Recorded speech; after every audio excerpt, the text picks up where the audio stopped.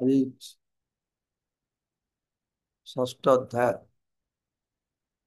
আমরা পাঠ করে শ্রবণ করবো চৈতন্য চরিতামৃত সার্বভৌম ভট্টাচার্যকে উদ্ধার। মহাপ্রভু সন্ন্যাস নিয়ে আমরা শ্রবণ করছি। জগন্নাথ পুরীতে পৌঁছে গেল। সে পর্যন্ত আমরা শ্রবণ করেছিলাম কিভাবে দণ্ড ভেঙে তবে পুরী যাচ্ছেন। হম। এবার আজকে আমরা কালকে আমরা এর সার কথা শ্রবণ করেছিলাম এই অধ্যায়। আজকে থেকে প্রতিটি শ্লোক অনুবাদ তাৎপর্য শ্রবণ করব। নৌমি তম গৌরচন্দ্রম জকুতর্ক কর্কশাশয়ম সার্বভৌমম সর্বভৌমা ভক্তি ভূমানম আচরত। নৌমি তম গৌরচন্দ্রম जः कुतर्क कर्कशाशयम् सार्वभौमं सर्वभौमा भक्ति भुमानम भक्ति भुमानम आचरेत्। नौमितं गौरचन्द्रं जाकुतर्क कर्कशाशयम् सार्वभौमं सर्वभौमा भक्ति भूमान आचरत्। আমি পরমেশ্বর ভগবান শ্রী গৌরচন্দ্রকে আমরা সশ্রদ্ধ প্রণতি নিবেদন করি। নৌমি নমস্কার করি। তং গৌরচন্দ্রম সেই গৌরচন্দ্রকে আমি প্রণাম করব। কোন গৌরচন্দ্রকে? যাহা কুতর্ক কর্কশাশয়ম, যিনি কুতর্ক কর্কশ হৃদয়ে সার্বভৌমম সার্বভৌম ভট্টাচার্যকে এক মহান ভক্ত পরিণত করেছিলেন। সার্বভৌমকে সর্বভৌমা, মানে সবকিছুর অধীশ্বর। ভক্তি ভূমান, আহ, সে পরম শুদ্ধ ভক্তিপূর্ণ আচরত রূপান্তরিত করেছিলেন, পরিণত করেছিলেন। সার্বভৌমম সর্বভৌমাম ভক্তি ভূমাম, সর্বভৌম মানে সবকিছুর অধীশ্বর। ভক্তি ভূম মানে ভক্তির পারঙ্গম। ভক্তি ভূমান ভূমানম আচরিত পরিণত করেছিলেন। জয় জয় গৌরচন্দ্র জয় নিত্যানন্দ জয় দৈত চন্দ্র জয় গৌর ভক্ত বৃন্দ। মহাপ্রভু জয় হোক, নিত্যানন্দ প্রভু জয় হোক, অদ্বৈত প্রভু জয় হোক, চৈতন্য মহাশ্রী চৈতন্য মহাপ্রভু সমস্ত ভক্তবৃন্দ জয় হোক। আবেশ চলিলা প্রভু জগন্নাথ মন্দিরে, জগন্নাথ দেখি প্রেমে হইলা অস্থিরে। মহাপ্রভু সমস্ত ভক্ত নিত্যানন্দ প্রভু, সদানন্দ, দামোদর পণ্ডিত এদেরকে রেখে দিয়ে আগে আগে চলে গেলেন। আর সেখানে প্রেমে আবিষ্ট হয় মহাপ্রভু এই 18 নলা থেকে জগন্নাথ মন্দির থেকে যাত্রা করলেন। আবেশে চলিলা প্রভু জগন্নাথ মন্দির, 18 নলা থেকে জোরে ছুটলেন। আর জগন্নাথকে দর্শন করে তিনি প্রেমে একদম ভাবাবিষ্ট হয়ে অস্থির হয়ে পড়লেন। জগন্নাথ দেখি প্রেমে হইলা অস্থির, জগন্নাথ আলিঙ্গিতে হে চলিলা ধাইয়া, মন্দিরে পড়িলা প্রেমে আবিষ্ট হইয়া। জগন্নাথকে দর্শন করে তার দিকে ছুটলেন, তাকে গিয়ে আলিঙ্গন করো। মহাপ্রভু তো জগন্নাথকে শ্যাম সুন্দর দর্শন করতেন। তা তার সেই শ্যাম সুন্দরকে দেখে তিনি কি করলেন, তাকে আলিঙ্গন করতে ছুটলেন। দৈবে সার্বভৌম তাহাকে করে দর্শন, পরীক্ষা মারিতে তেহ কইল নিবারণ। তো মহাপ্রভুকে এরকম দেখে মহাপ্রভু সেখানে মূর্ছিতে পড়ে গেছেন। তখন যারা মন্দির রক্ষক ছিল তাদের মারতে যাচ্ছে যে কে এটা কোথা থেকে এসে এরকম করছে। কিন্তু হঠাৎ সেখানে কি হয়েছে, দৈবক্রমে সার্বভৌম ভট্টাচার্য এসে পৌঁছে গেছে। আর সার্বভৌম তিনি তাকে, হ্যাঁ, তাদেরকে নিরস্ত করে, না না না তাকে এরকম মারবে না। পরীক্ষা মারিতে দেহ কইল নিবারণ, তিনি নিবারণ করলেন। তিনি দেখে বুঝতে পেরেছেন যে সাধারণ মানুষ না। প্রভুর সৌন্দর্য আ প্রেমের বিকার, দেখি সার্বভৌম হইলা বিস্মিত।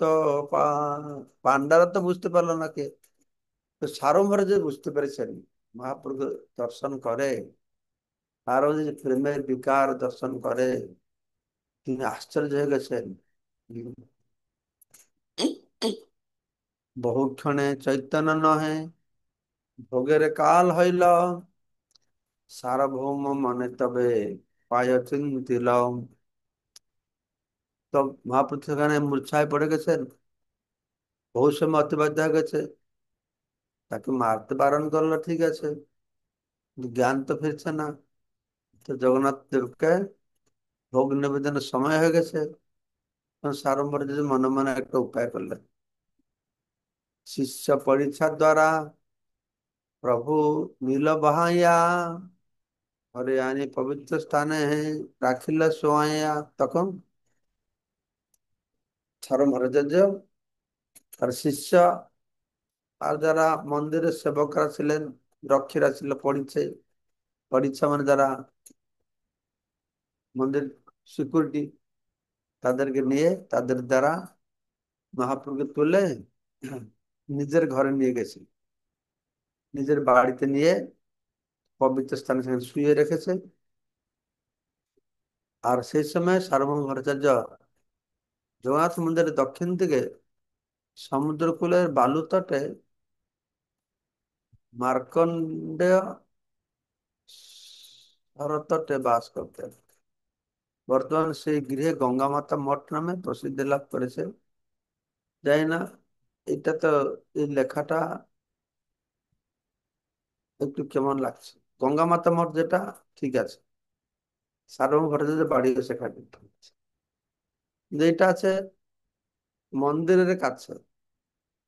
কিন্তু এটা হতে পারে তখনকার সময়ে মন্দির আর সমুদ্রের মাঝে। এটা হতে পারে 500 বছর পূর্বে, এখন তো ঘর বাড়ি সব হয়ে গেছে। তখন হয়তো সমুদ্র মানে বালু তট হয়তো সে পর্যন্ত কাছাকাছি ছিল মনে হয়। মার্কন্ডে সরোবরটা তো অন্যদিকে আছে। এটা এটা শ্বেতগঙ্গা আছে, শ্বেতগঙ্গা তটে। হ্যাঁ, শ্বেতগঙ্গা তটে মার্কন্ডে সরোবরটা অন্যদিকে আছে, কিন্তু সমুদ্র কাছাকাছি আসতে পারে, কেননা আমি তো দেখছি আমার ছোটবেলায় সমুদ্র যেখানে ছিল, এখন তো আরো ভিতরে ঢুকে গেছে, ঘর বাড়ি হোটেল সব হয়ে গেছে। শ্বাস প্রশ্বাস নাহি, উদর স্পন্দনা, দেখিয়া চিন্তিত হইল ভট্টাচার্যের মন। তো শুধু মূর্ছায় পড়েছেন তা নয়, ভট্টাচার্য পরীক্ষা করে দেখেছেন তার নাসিকা দিয়ে আর শ্বাস প্রশ্বাস বইছে না, পেটে কোনো স্পন্দন নেই। দেখে সাধারণ ভট্টাচার্য বড় চিন্তিত হয়ে গেছে।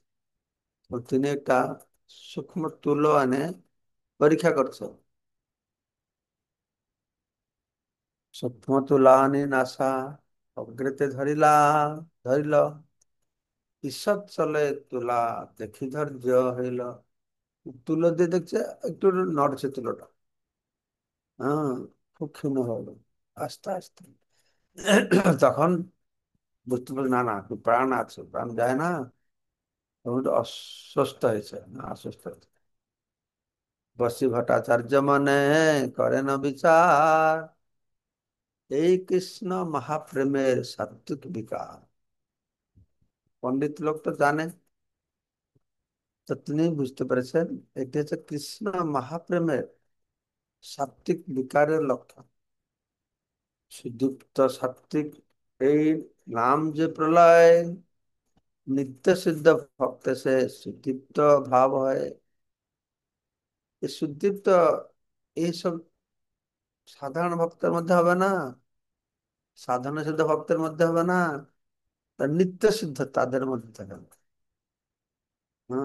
তো সার্বভৌম যে বুঝতে পেরেছেন যে এই কৃষ্ণ প্রেম তরুণ, এই সুদীপ্ত সাত্বিক ভাব, এইসব বিষয়ে ভক্তের সমতে সিন্ধুতে আরো বিস্তারিত বর্ণনা করা হয়েছে কি সুদীপ্ত সাত্বিক ভাব ইত্যাদি।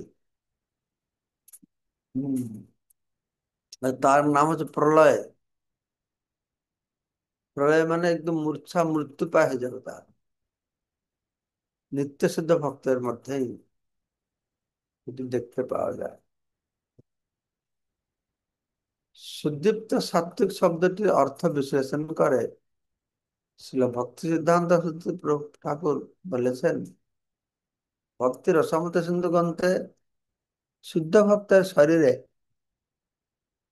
8 প্রকার সাত্বিক বিকারের উল্লেখ করা হয়েছে।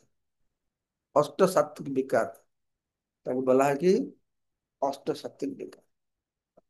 ভক্তরা কখনো কখনো এই বিকার গোপন রাখার চেষ্টা করেন।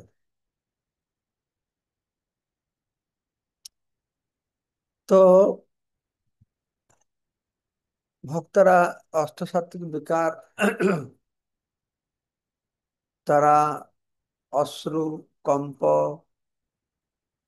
স্তম্ভ, বৈবর্ণ, পুলক এসব রয়েছে। অনেক সময়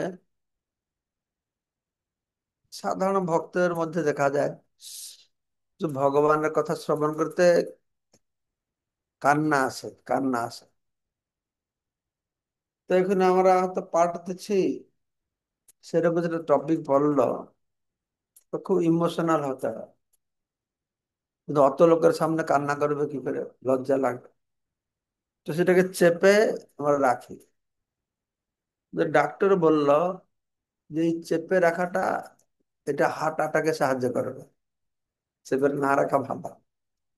মানে আবেগ বা ইমোশনটাকে সঙ্গে সঙ্গে প্রকাশ করে দিতে হবে, তাহলে বেরিয়ে যাবে। চাপা দিয়ে রাখলে ওটা প্রেশার হবে। বলছিল এরকম একটা ভক্ত ডাক্তার। তো তো এটাকে কি করে না, ভক্তরা এটাকে গোপন রাখার চেষ্টা করে। কিন্তু এই বিকারটা হচ্ছে 2 প্রকারের। এটা ধূমায়িত, এটা জ্বলিতা। এক অথবা দুটি ভাব সহজ ভাবুকের শরীরে ঈশ্বর প্রকাশিত হলে সে ভাবের গোপন সম্ভবপর হয়, সেই ভাবকে ধূমায়িত বলে। যদি একটা আধটুকু ভাব হলো, এই শ্বেত, কম্প, পুলক, অশ্রু, তো একটু অশ্রু টশ্রু আসছে একটা দুটো, এটা যে ধূমায়িত, ধোঁয়ার মতো, তো সেটাকে রাখা দাও। হুম। এককালে দুটি বা তিনটি সাত্বিক ভাব প্রকাশমান এবং কষ্টে তা সংগোপন সম্ভব হলে তাকে জ্বলিতা বলে। 2-3টা আবার হচ্ছে কিন্তু কষ্টে তাকে সংগোপন করছে। হুম, বহু কষ্টে। একটা দুটো হলো তাকে আহ হলে যেভাবে গোপন সম্ভব হয়, এগুলো ধূমায়িত। আর 2-3টা হলো খুব কষ্ট করে তাকে সে গোপন করছে, জ্বলিত। আর 3 বা 4টে প্রৌঢ়ভাবে এককালীন উদয়ে তাদের সম্বরণ করার চেষ্টা বিফল হলে ভাবজ্ঞ ধীর গণতাকে বলে দীপ্তা। তাহলে 3 প্রকার হয়ে গেল।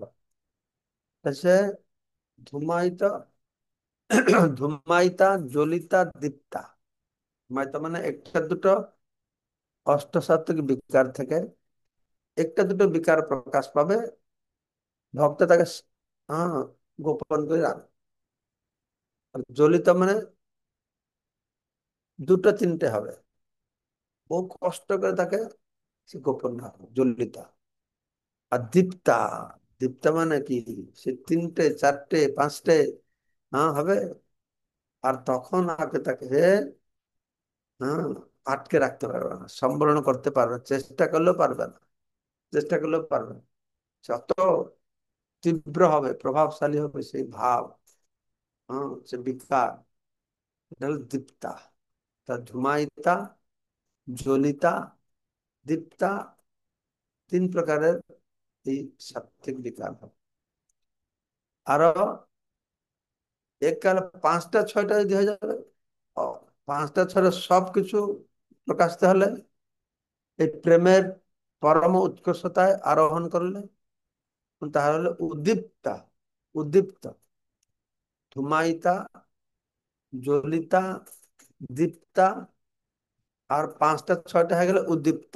একটা দুটো হলে ধূমায়িতা, দুটো তিনটা হলে জ্বলিতা, তিনটা চারটা হলে দীপ্তা, পাঁচটা ছয়টা সাতটা আটটা হয়ে গেল, আর তাকে বলা হয় উদ্দীপ্ত। সে পরম উৎকর্ষ। সে তখন গোপন করবে কি? সামনে যে কেউ বসে আছে, কি হচ্ছে কোন তো জ্ঞানই থাকবে না, সে গোপন করার চেষ্টাই বা করবে কেন? উদ্দীপ্ত ভাব সমূহের প্রকার ভেদে কোন কোন সালে সুদীপ্ত বলে আখ্যায়িত হয়। এই যে বলা হলো সুদীপ্ত সাত্ত্বিক, তো প্রভুপাদ বলছেন, হ্যাঁ, এই উদ্দীপ্ত ভাব সমূহের প্রকার ভেদে কোন কোন সুদীপ্ত বলা হয়। সাত্ত্বিক ভাবসমূহ কোটি গুণিত হয় পরম উৎকর্ষতা লাভ করলে, যখন প্রেম পরাকাষ্ঠা সুন্দর রূপে প্রকাশ পায়, তাকে বলে সুদীপ্ত। সুদীপ্ত, সাত্ত্বিক ভাবগুলো কোটি কোটি গুণে পরম উৎকর্ষতা লাভ করবে, আর প্রেমের পরাকাষ্ঠা পূর্ণরূপে সুন্দর প্রকাশ পাবে, তাকে বলা আছে সুদীপ্ত। এই হলো সুদীপ্ত সাত্ত্বিক। অষ্ট সাত্ত্বিকের চরম স্তর অবস্থা সুদীপ্ত সাত্ত্বিক। হুম। নিত্য সিদ্ধ ভক্ত বলতে ভগবানের নিত্য পার্শ্বদেরকে বোঝাচ্ছে, তাদের মধ্যে দেখা যায়। এটা কোনো মানুষের মধ্যে দেখা যাবে না, সাধারণ মানুষের মধ্যে দেখা যাবে না, অসাধারণ মানুষের মধ্যে দেখা যাবে না। যারা ভগবত ধাম থেকে এসেছে নিত্য পার্শ্ব, তাদের মধ্যে দেখা যাবে। তো এই ধরনের ভক্তরা দাস্য, সখ্য, বাৎসল্য অথবা মধুর, এই চারি ভাবে ভগবানের সান্নিধ্য উপভোগ করে। পাঁচটা আছে না, শান্ত, দাস্য, সখ্য, বাৎসল্য, মধুর। কিন্তু শান্তর এই সব তো কিছু যাওয়া আসে না। অষ্টসাত্ত্বিক বিকার, তারপরে কি সুদীপ্ত সাত্ত্বিক, কিছু নেই।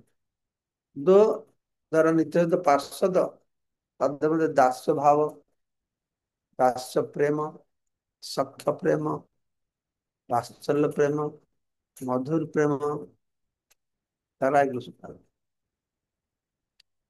অধীরূঢ় ভাব যার, তারে বিকার, মনুষ্যের দেহে দেখি বড় চমৎকার। সার্বভৌম বিচার করেছেন যে এগুলো তো সাধারণ মানুষের মধ্যে দেখা যায় না, যারা ভগবান নিত্যানন্দ পার্ষদ, তাদের মধ্যে দেখা যায়। এই সমস্ত অধিরূঢ় ভাব, রূঢ়, অধিরূঢ়, প্রেমের বিভিন্ন স্তর আছে। চরম স্তরে রূঢ়, অধিরূঢ়। তিনি চিন্তা করছেন যে কি করে মনুষ্য শরীরে গুলো দেখা যাচ্ছে, চমৎকার ব্যাপার, আশ্চর্যের ব্যাপার। তো অধিরূঢ়, হম, অধিরূঢ় ভাব বা অধিরূঢ় মহাভাব, মহাভাব আছে না, এই মহাভাব স্নেহ, মান, প্রণয়, রাগ, অনুরাগ, ভাব, মহাভাব, ঠিক আছে।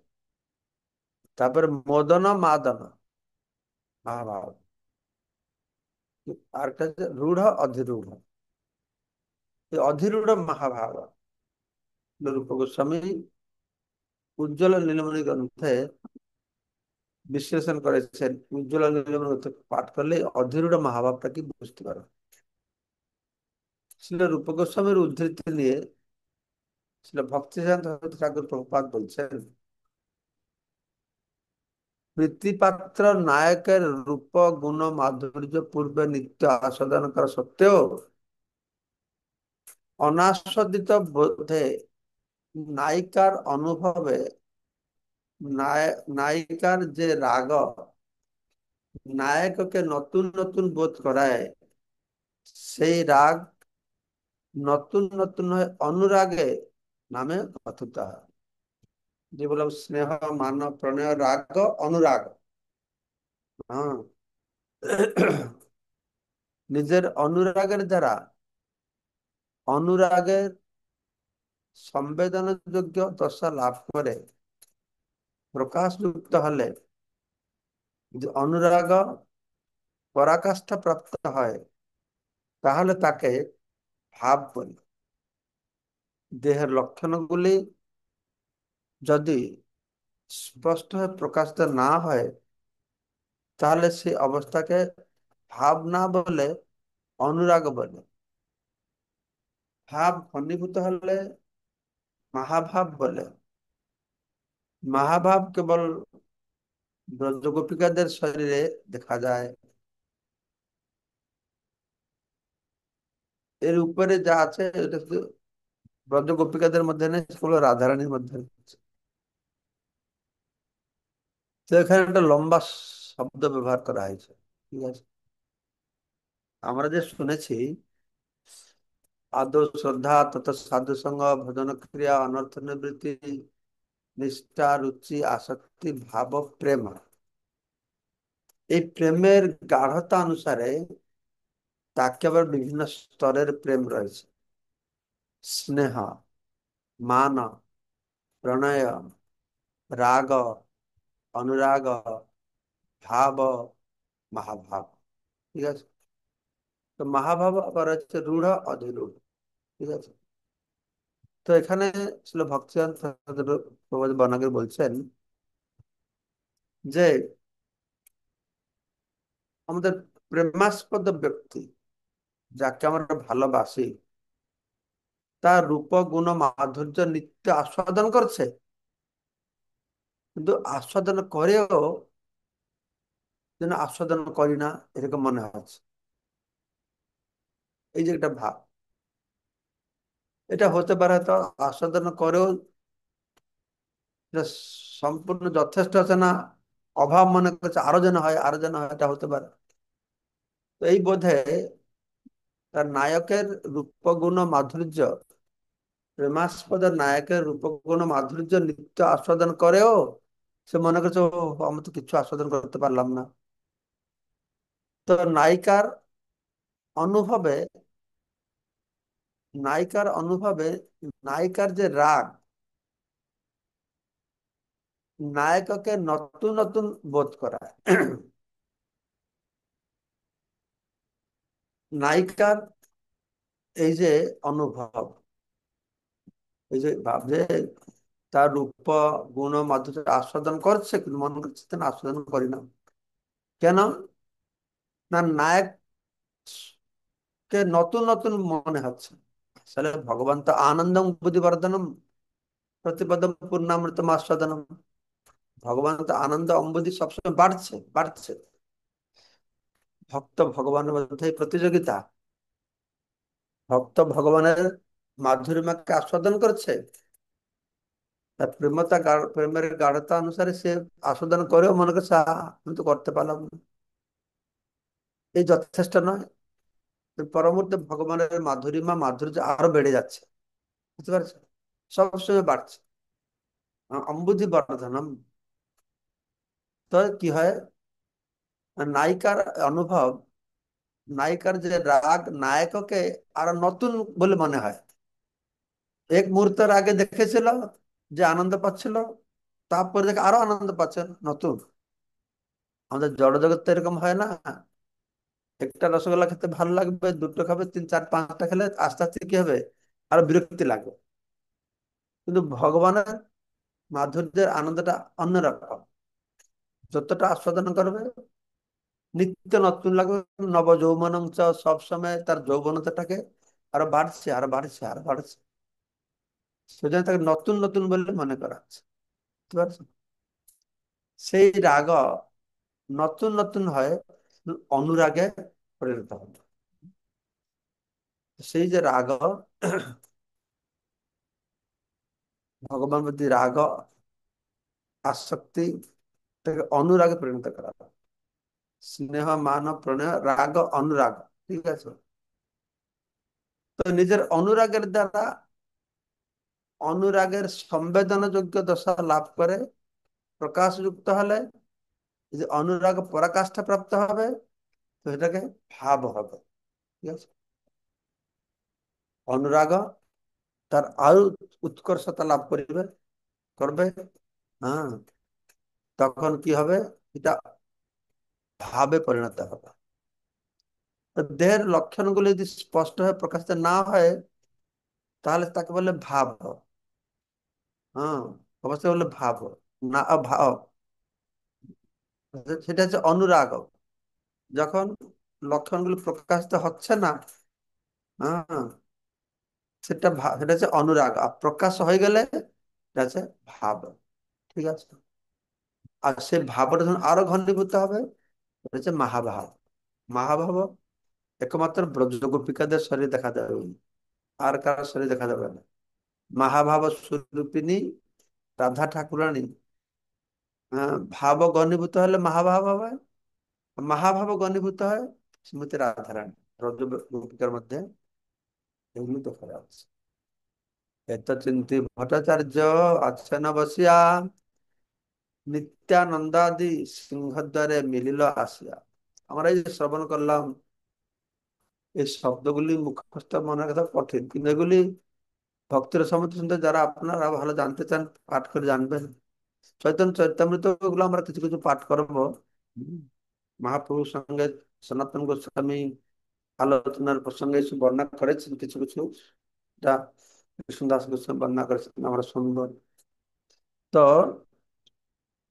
এইসব চিন্তা করে বসে আছেন শ্রবণ ভট্টাচার্য। এটা আশ্চর্যের ব্যাপার, সাধারণ মানুষের মধ্যে দেখা যায় না, নিত্য পার্শ্বদের মধ্যে দেখা যায়। তাই ইতিমধ্যে নিত্যানন্দ প্রভু যারা পিছনে ছিল না, হ্যাঁ, জগদানন্দ, নিত্যানন্দ, মুকুন্দ, তারপরে দামোদর পণ্ডিত, তারা এসে সিংহদ্বারে পৌঁছে গেছে। কালকে আমরা 15 নম্বর শ্লোক থেকে শ্রবণ করবো। হরে কৃষ্ণ, হরে কৃষ্ণ, কৃষ্ণ কৃষ্ণ, হরে হরে, হরে রাম, হরে রাম, রাম রাম, হরে হরে। এখানে রহিল গ্রন্থ অমৃত লহরী, বদন বলিয়া সবে। হরি হরি। বলুন, হরি কি বলছেন। হরে কৃষ্ণ মহারাজ, প্রণাম, দণ্ডবত প্রণাম গীতে মহারাজ। তো বলেন। হরে কৃষ্ণ, প্রণাম মহারাজ। মহারাজ, তাহলে এখানে বলা হচ্ছে যে ব্রজ গোপিকাদের মধ্যেই কেবল মহাভাব মহাভাব কেবল ব্রজ গোপিকাদের শরীরেই দেখা যায়। তাহলে অধীরূঢ় ভাবটা কার কার মধ্যে প্রকাশিত হয়? এ এটা তো এখানে। রূঢ়, অধিরূঢ় বা মোদন মাদন, এসব রাধারানীর মধ্যে পার্থক্য হয়। পরে হয়তো আমরা শুনবো, ডিটেল আমি ভালো জানি না, শুনবো এটুকু জানি। মাদানাক্ষ ভাব, মাদানাক্ষ মহাভাব শুধু রাধারানীর মধ্যে আছে, আর কার মধ্যে নেই। আচ্ছা মহারাজ, ওই যে আমাদের এখানে ভূমিকাতে, এই চ্যাপ্টারের ভূমিকাতে এক জায়গায় বলা আছে যে মায়াবাদীরা প্রকৃত প্রস্তাবে নাস্তিক। তা আমার প্রশ্নটা হচ্ছে যে মায়াবাদীদেরকে কি একেবারে নাস্তিক বলা যায়? তারা তো ঈশ্বরে বিশ্বাস করে। বল বৈষ্ণবের দৃষ্টিভঙ্গিতে, সাধারণ দৃষ্টিভঙ্গিতে তারা ঈশ্বরকে মানে, কিন্তু বৈষ্ণবদের ঈশ্বরকে, তারা নাস্তিক না। ঈশ্বরকে মানলে কি করে, ঈশ্বরকে অস্তিত্বকে তো মানছে না, ঈশ্বরকে রূপকে মানছে না, গুণকে মানছে না, তাহলে ঈশ্বরকে মানলোটা কি করে? ঈশ্বরের সেবা করতে পারছে না, তার কথা শুনতে পারছে না, তাকে তো তার হাত পা নেই বললো, এগুলো কি হলো? এই জন্য বৈষ্ণবদের দৃষ্টিভঙ্গিতে তারা নাস্তিকের মতন, ঠিক আছে। আচ্ছা আচ্ছা, ঠিক আছে মহারাজ। ভগবানকে যারা মানছে, ভগবানের স্বরূপটাকে জানছে না, মানছে না, তাহলে তার কি করে তারা ভগবান ভক্ত হবে? আচ্ছা নন্দরায় মহারাজ, কি করে? হ্যাঁ, আর কি বলবো? যে হ্যাঁ, ভূমিকার শেষের দিকে একটা একটা বাক্য বলেছে যে সার্বভৌম ভট্টাচার্য শুদ্ধ ভক্তির পাত্র হয়ে বললেন, যদিও মুক্তিপদ শব্দে কৃষ্ণ এই অর্থ হয়, তথাপি আশ্লিষ্য দোষে মুক্তিপদ শব্দটি ব্যবহার করতে রুচি হয় না। এই আশ্লিষ্য দোষটা কি মহারাজ? সেটা তো আমি জানি না। যখন এই শেষের দিকে আমরা পড়বো শ্লোকে, তখন দেখবো প্রভুপাদ তো নিশ্চয়ই বুঝিয়ে বলেছেন আসলে সে শব্দটা কি। আচ্ছা, ঠিক আছে মহারাজ। হরে কৃষ্ণ, প্রণাম মহারাজ। নন্দরানী আসলে কিঙ্করি গাইড মাতাজি করুন। বলুন। হরে কৃষ্ণ মহারাজ, শ্রীচরণ প্রণাম। মহারাজ, পরাকাষ্ঠা সম্পর্কে আরেকবার বলুন। কি কি শুনতে পারছেন না, কি বলছেন? পরাকাষ্ঠা সম্পর্কে আরেকবার বলুন। কার সম্পর্কে? পরাকাষ্ঠা। পরাকাষ্ঠাা।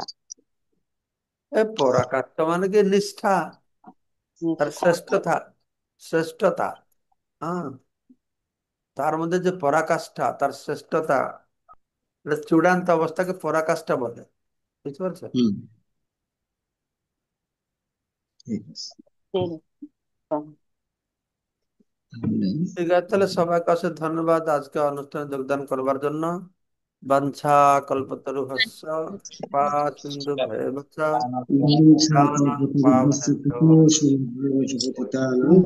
পাবনেভ্যো জয় হরে হরে বল। মহারাজ কি জয়, শ্রী চৈতন্য চৈতন্য সবাইকে অনেক ধন্যবাদ আজকের ক্লাসে অংশগ্রহণ করার জন্য। আপনারা লিঙ্কটি শেয়ার করতে পারেন সব ভক্তদের কাছে, আর অনেক কথা শ্রবণ করার সৌভাগ্য লাভ করবেন। পাগল বাবু, হরে কৃষ্ণ প্রভু প্রণাম। রেকর্ড ছাড়ুନାହାନ୍ତି କି?